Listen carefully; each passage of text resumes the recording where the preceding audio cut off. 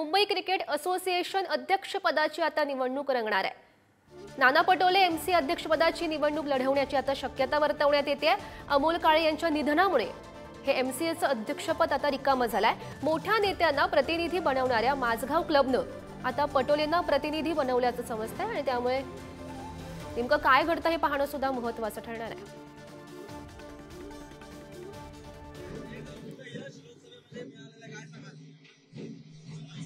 खरा सत्कार आमच्या सेल विभागांचा आहे। सेल विभागाने निस्वार्थपणे जे काम केलेलं आहे त्यांचं कौतुक करायला आम्ही इथं आलेलो आहोत आणि म्हणून खरा सत्कार त्यांचा।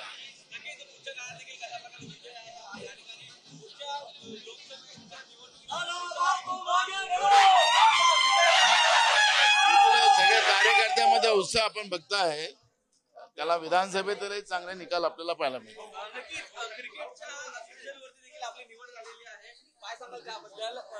सर आता सुरुवात झालेली आहे क्रिकेटचा मैदान आणि त्याच्यातही आम्ही विजय प्राप्त करू अशा पद्धतीचा प्रयत्न सुरू झालेला आहे। चर्चा चालू आहे।